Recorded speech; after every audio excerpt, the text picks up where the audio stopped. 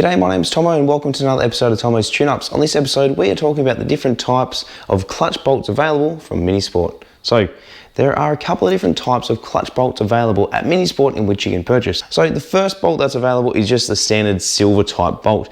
Now, there are two different lengths. We have a short one and we have a long one. Now, they are two different bolts for two different things. The shorter bolt holds the strap to the flywheel and that's all it does. Whereas the longer bolt holds the strap through the cover of the diaphragm into the pressure plate itself. So why are there two different types? So one's black and one's silver. Now, the silver one is the standard replacement part. Over time, these do wear and they do stretch due to the amount of torque that goes through them. So it is worthwhile replacing if you're pulling your clutch apart. Now, if you are using the standard bolt with a shake-proof washer, which is this little sucker right here, which you've probably seen in a couple of different other applications throughout the Classic Mini.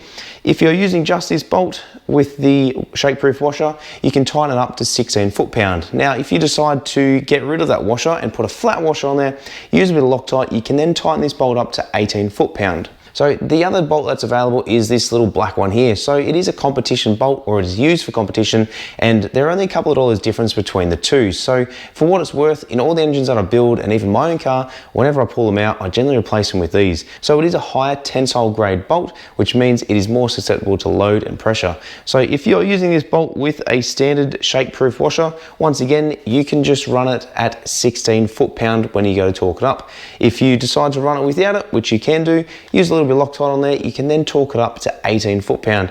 Now these bolts are a necessity and can easily be stripped or even stretched when you're torquing them up. So for what it's worth, if you're in doubt, throw it out, get a new pair. Guys, hope you learned something. Make sure to check out the full range at minisport.com.au and we'll see you right here on another episode of Tomo's Tune-Ups.